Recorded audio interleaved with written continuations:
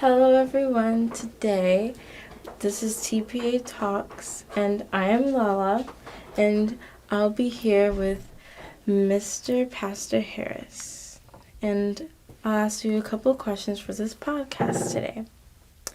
How did your church impact the changes in Durkeeville? Thank you, Ms. Lala, for that question. How did our church impact the changes? Some 30 plus years ago, when we came to Jacksonville, the church was located right there in the edge of what is known as Durkeeville. The Durkeeville was actually a public housing unit, projects, as they used to call them. And because of the community and what we were trying to do as far as community engagement and community redevelopment, we started with a group of people that was concerned about all of the activities, the crime, whatever else might be existing there, and the age of the Durkeeville public housing units, which was built in 1936, and so they were of quite some age behind them. So my church was the nucleus of where we met to plan, to write, to hold meetings so that we might be able to get the community, the city, and the federal government involved into doing something about the changes of the public housing unit. Mm-hmm. I like that because it's also important to help out, in those times and near where you guys were helping. So I think that's a special thing that you guys worked and helped on. And I'm very glad to hear that it kind of worked out. Where did you grow up? I grew up as a small child in Maryland, on the eastern shore of Maryland. I was born actually in Georgia, but we moved to Maryland in 1945, and I was a small kid at that time. Mm-hmm. So I grew up there, and I went to elementary, high school, and college there in Maryland. Wow, that sounds nice, actually. Tell me about yourself. About me? Yes. There's not a lot about me in a sense, but I've done a lot of traveling, a lot of working within the communities.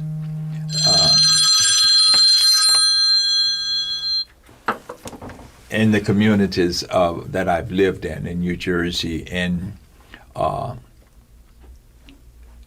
Maryland, in Tallahassee, and coming to here. I was pastoring a church in Tallahassee, and therefore I was able to come to Jacksonville and pastor a church in Jacksonville, which was in the Durkeeville community. Mm-hmm. How did you become a pastor, actually?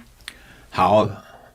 Yeah. When I was at the age of 8, I accepted my call. I desired to be baptized and follow Christ because I had already spent my life in church. Everything I knew about myself, I was involved in church. And at the age of 8, I said that I had wanted to be a preacher because I loved what I saw the preacher doing as far as changing lives. Mm-hmm. But not until probably 30 years later, almost, did I accept my call into the ministry and did my first sermon so that I would be able to share my gifts of preaching. And from there, I went into seminary to study so that I would have a deeper knowledge of what was taking place. Mm-hmm. What does Durkeeville really mean to you?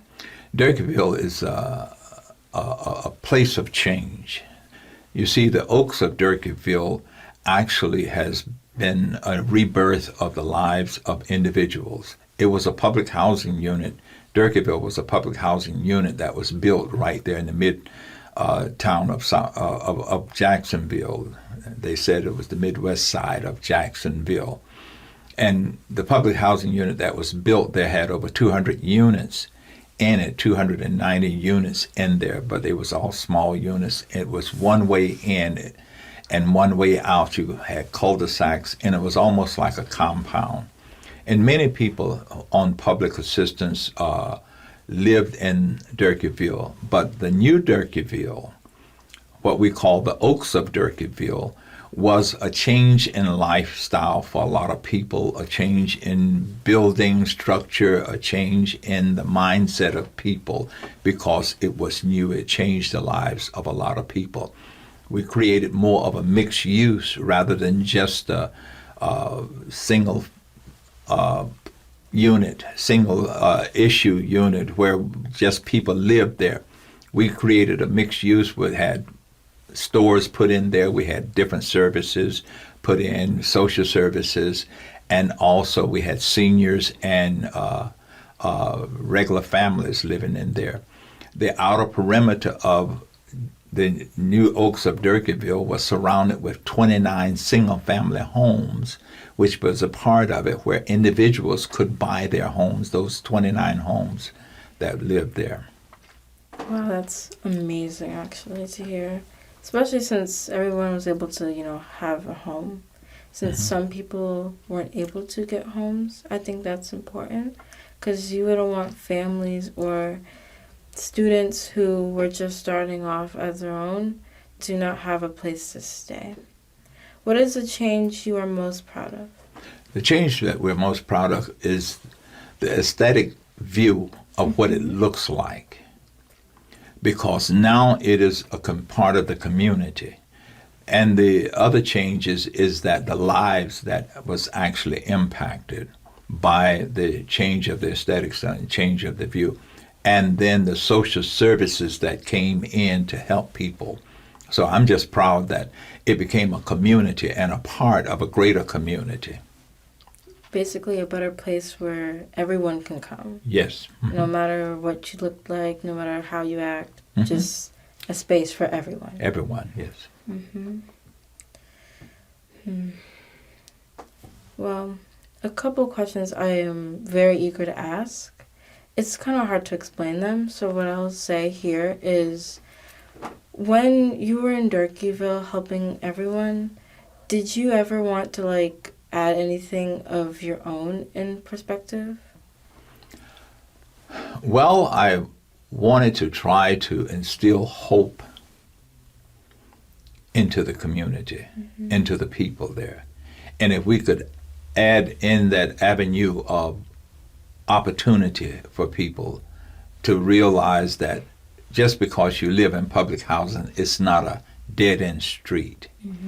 You have an opportunity to grow up, to grow out, and to become a part of the citizens that would actually be a part of what is going on in the community. Like in a successful way, basically? Basically, yes, a successful way. Okay.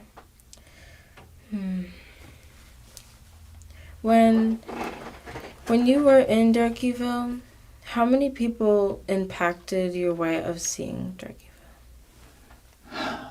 It was a group. It was not just one individual. It was the church that I pastored, Mount Olive Primitive Baptist Church, that family of people. It was also St. Pius Catholic Church and School. That was also a part of it. It was the Durkeeville Resident Management Group that was the residents was a part of it. It was also Edward Waters College at that time, which is Edward Waters University now. And it was Good Neighbor Mania, Myrtle Avenue Neighborhood Improvement Association. It was a collective community effort to make it better because it impacted the entire community. Going into the future, what would you like to see Durkeeville become? I think it has evolved into a place of residence, but I'd like for it to be a place that anyone would want to just be a part of, to live there, to be involved and a part of that. As someone who has gone to Durkeeville, like the neighborhood, and has visited the ballpark and has seen it a couple times, I would like to research more about it and see how it can impact others. So what advice can you give me and other people to look into it and research how old it's been there and how we can change it? Right on the corner of Myrtle Avenue and 19th Street, 20th Street, MLK, is the Durkeeville Historical Society. Mm-hmm. And if you went there, they have the pictures, they have the history, all of that. I would say that that is a starting point. Right there, the Durkeeville Historical Society, where after the rebuilding of Durkeeville, the Historical Society received a grant, and it has been a catalyst of knowing who Durkeeville is. All of the history of Durkeeville basically is found in that building there. Mm-hmm. So it's right there on the corner of MLK Parkway and Myrtle Avenue. How long were you a pastor for? 43 years I've been pastoring. Wow, that's amazing. And how many families and people in general have you helped? I could not tell you over the years. I don't know how many. I don't know how many babies I've blessed. I don't know how many couples I've married. I don't know how many persons I've funeralized. But I do have records of them. It is numerical. I mean, it is numerous. For being a pastor for 43 years, I'm very proud to say that you're doing an amazing job, sir. And I just want to say another question. When you became a pastor, the first couple of years, was it rough or easy? It was rough because oftentimes you see people doing things and you think that that's easy, that can be done. But when you get into it, because you have a diverse group of people that you are dealing with, you're speaking with, you're trying to lead, how do you mesh all of them together? And you have to do it through study, through prayer, through consulting with God, asking God to give you the direction. And therefore, the first couple of years, it was getting rid of me and allowing more of God. Mm-hmm. When you were growing up, what was your favorite activities to do? Because of what I was doing, where I lived, and the type of things that I did, mine was athletic sports per se. I ran track. I did things of that nature in school. I loved drama. I loved to sing. I wasn't much of a good singer, but I was a public person. Mm-hmm. Mm-hmm. Do you have any family members who are still with you and supporting you in you being a pastor? Yes. The one that keeps calling me is my wife. Oh, wow. And I have family. I have a daughter. I have a granddaughter. All live in Tallahassee. And so, yes, my family is very close to me as far as the work that I do in ministry. So, Lala, I want you to wrap it up by telling him thank you for all he's done and thank you for the time, and we can just wrap that up. So thank you for all he's done for Durkeeville. Just a couple of final words. Yes. Thank you, Mr. Sorry, start over. Just start over. Remind me your name? Pastor Harris. Sorry. Thank you, Mr. Pastor Harris, for coming on to TPA Talks. I really appreciate it. I took in a lot of your wisdom and your words, and I'm very glad you came here to spread the word and to talk with us today. Thank you. Any last words you would like to say? Thank you for having me, and thank you, Miss Lala, for being such a gracious host there and doing such a wonderful job, too. And you told me you was nervous, but you did a great job, and I do appreciate that, too. And it's not Mr. Pastor Harris, it's just Pastor Harris. Sorry.